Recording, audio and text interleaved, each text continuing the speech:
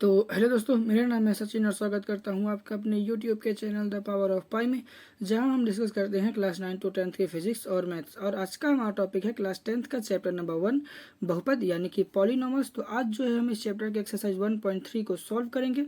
इस चैप्टर के एक्सरसाइज 1.1 और 1.2 की कंप्लीट प्लेलिस्ट की वीडियो लिंक हमारे डिस्क्रिप्शन बॉक्स में दी हुई है। तो अगर आप चाहो तो आप उन वीडियोज़ को भी देख सकते हैं, ताकि आपको ये जो चैप्टर है इसके पिछले एक्सरसाइज के पूरे कॉन्सेप्ट क्लियर हो सके। तो आज जो है हम इस चैप्टर में सीखेंगे कि किसी दिए हुए बहुपद का मध्य पद तोड़कर गुणनखंड किस प्रकार से ज्ञात किया जाता है। तो चलिए क्वेश्चन की ओर बढ़ते हैं। हमारा जो क्वेश्चन है वो कुछ इस प्रकार से है कि बहुपद 14y का स्क्वायर प्लस 19y माइनस 3 का मध्य पद तोड़कर गुणनखंडन कीजिए। तो क्वेश्चन में आगे से पढ़ने से पहले मैं आपको बता दूं कि हमें ये जो बहुपद दिया हुआ है यह एक द्विघातीय बहुपद है, यानी कि यहाँ जो y का उच्चतम घात है वो है हमारा 2। इसलिए यह जो है दिया हुआ बहुपद वह एक द्वितीय कोटि का बहुपद कहलाएगा। तो कॉम्प्लेक्स सा दिखने वाला यह क्वेश्चन बहुत ही आसान है और मैं इसे आपके लिए और भी आसान करने की कोशिश करता हूँ। तो चलिए क्वेश्चन को सॉल्व करते हैं। तो क्वेश्चन को सॉल्व करने से पहले हम जो है अपने दिए हुए बहुपद को पुनः एक बार लिख लेते हैं। हम लिखते हैं अपने बहुपद को 14y का स्क्वायर प्लस 19y माइनस ये हो जाएगा हमारा 3। अब हम क्या करेंगे कि हम जो है इस बहुपद को सॉल्व करने के लिए एक छोटे से ट्रिक का प्रयोग करेंगे जो कि रफ में होगा। तो ट्रिक क्या है कि हम क्या करते हैं कि हम जो है अपने दिए हुए बहुपद के तीनों पदों को क्रमशः a, b और c मान लेते हैं। तो हम लिखते हैं हमारे 14y के स्क्वायर को इसको हम मान लेते हैं a, और जो ये हमारा 19y है हम इसे मान लेते हैं b। ये हो गया हमारा 19y, ये हो जाएगा हमारा b। और ये जो -3 है इसे हम मान लेते हैं c, तो ये हो गया हमारा c। अब हम क्या करते हैं कि हम अपने इस a और c के जो हमारे वैल्यू हैं इनका करते हैं मल्टीप्लाई। तो हम लिखते हैं a into C is equal to 14 into -3, ये हो जाएगा हमारा। अब जो है हमें क्या करना है कि हमें जो है इस दिए हुए बहुपद के मिडिल टर्म यानी कि मध्य पद 19y इसको जो है तोड़ करके उसका गुणनखंडन ज्ञात करना है। तो हमें क्या करना है कि हमें इस दिए हुए बहुपद के मध्य पद यानी कि मिडिल का टर्म 19y को दो ऐसी संख्याओं में परिवर्तित करना है कि जिसका अगर हम मल्टीप्लाई करते हैं तो हमें जो है उस मल्टीप्लाई का परिणाम जो है हमारे a इंटू सी यानी कि 42 के बराबर प्राप्त हो। और जब हम उन्हीं दो संख्याओं को जोड़ते या घटाते हैं तो हमें जो है प्राप्त संख्या हमारा मिडिल टर्म यानी कि b 19 के बराबर प्राप्त होना चाहिए। तो इसके लिए हमें क्या करना होगा, हमें क्या करना है कि पहाड़े में से दो ऐसी संख्याओं को चुनना है कि जिसका अगर हम मल्टीप्लाई करते हैं तो हमें जो है a इंटू सी के परिणाम यानी कि 42 के बराबर प्राप्त हो, और जब हम उन दोनों संख्याओं को घटाएं तो हमें जो है मिडिल का टर्म 19 प्राप्त होना चाहिए। तो वो संख्याएं कौन कौन सी हो सकती है, वो संख्याएं होगी हमारी 21 और 2। कैसे, तो जब हम 21 का 2 बार मल्टीप्लाई करते हैं तो हमें क्या प्राप्त होता है, हमें प्राप्त होता है 42। और जब हम 2 का 21 टाइम्स मल्टीप्लाई करते हैं तो हमें क्या प्राप्त होता है 42। इसलिए हमारा जो वो दो अंक होगा वो अंक होगा 21 और 2, जिसे हम इस 90y के स्थान पर प्रयोग करेंगे। तो हम लिखते हैं हमारे 40y के स्क्वायर को, ये हो जाएगा हमारा प्लस, और हम इस 19 के स्थान पर लिखेंगे हमारे 21 और 2 को। तो हम लिखते हैं 21 माइनस 2, और ये हो जाएगा हमारा y।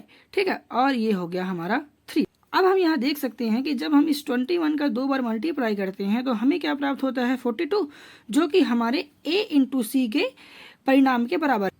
और जब हम इस 21 को 2 से घटाते हैं तो हमें क्या प्राप्त होता है 19, जो कि हमारे मिडिल टर्म यानी कि 19 के बराबर हमें प्राप्त होता है। अब हम क्या करते हैं कि हम जो है इस y का करते हैं अंदर मल्टीप्लाई, तो हमें प्राप्त होता है 14y का स्क्वायर प्लस इस y का 21 के साथ मल्टीप्लाई होगा, तो ये हो जाएगा हमारा 21y। इस प्लस का इस माइनस के साथ मल्टीप्लाई होने पर हमें प्राप्त होगा -2y, ये हो गया हमारा -3। ठीक है, ये -3 है।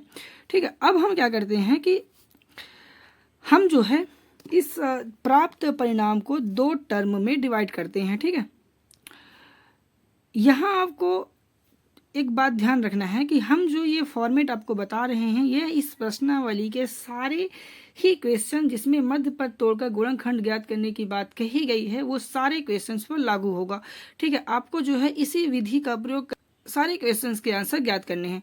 तो अब आगे हम क्या करेंगे कि हम जो है इस प्राप्त परिणाम को 2 टर्म में डिवाइड करेंगे। हम क्या करेंगे कि हम इस 40y का स्क्वायर प्लस 21 को मान लेते हैं हमारा पहला टर्म और इसे दे देते हैं नाम a।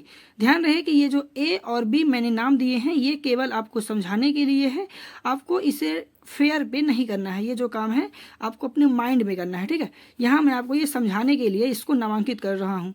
तो ये हो गया हमारा पहला टर्म a और b। अब हम क्या करेंगे कि हम जो है अपने पहले टर्म से जो भी संख्याएं हमारी कॉमन हो रही हैं, हम उसको कॉमन कर लेते हैं। तो संख्याएं कौन सी कॉमन हो सकती है? संख्याएं कॉमन होगी हमारी 7y। ठीक है, तो जब हम इस 40y के स्क्वायर से 7y को कॉमन करते हैं तो हमें क्या बचता है? हमें बचता है 2y। और जब हम इस 21y से 7y को कॉमन करते हैं तो हमें क्या बचता है? हमें बचता है +3। ठीक है, ये हो गया हमारा +3।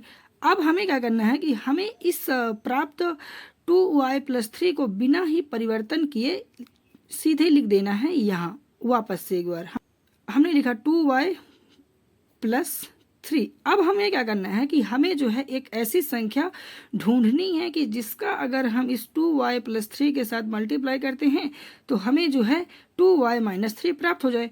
तो वो संख्या कौन सी होगी? वो संख्या होगी हमारी 1। ठीक है, तो जब हम इस 1 का 2y + 3 के साथ मल्टीप्लाई करते हैं तो हमें प्राप्त हो जाता है 2y - 3। अब हम यहाँ देख सकते हैं कि हमारा ये जो 2y + 3 है, ये दोनों ही पदों में दिया हुआ है। तो यहाँ से हम इस 2y + 3 को एक बार फिर से कॉमन कर लेते हैं। तो ये आ गया 2y + 3 और जो बच गया यानी कि 7y - 1, इसको हम जो है एक बार फिर से लिख देते हैं। ये हो गया 7y - 1। तो इस प्रकार से ये हो जाएगा हमारा आंसर। तो आगे जो है हम लिखते हैं, अतः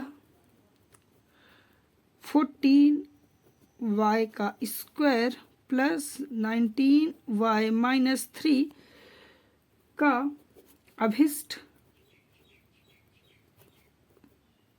गुणनखंड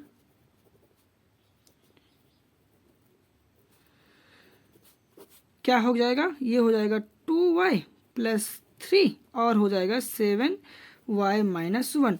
तो इस प्रकार से ये होगा हमारा आंसर। तो इस प्रकार से आप देख सकते हैं कि हमें जो बहुपद दिया हुआ था उसका हमने मध्य पद तोड़कर गुणनखंड ज्ञात कर लिया है। आशा करता हूँ आपको क्वेश्चन को समझने में कोई भी दिक्कत नहीं हुआ होगा। और अगर आपको ये वीडियो पसंद आया हो तो प्लीज़ चैनल को लाइक, शेयर और सब्सक्राइब जरूर करें। वीडियो को ज़्यादा से ज़्यादा अपने दोस्तों तक शेयर करें ताकि वो भी इस वीडियो का फ़ायदा उठा सकें। अगर आपको इस चैप्टर से संबंधित कुछ क्वेश्चंस में डाउट हो तो आप हमें कमेंट कर सकते हैं। हम आपके कमेंट का रिप्लाई ज़रूर करेंगे। तब तक के लिए धन्यवाद।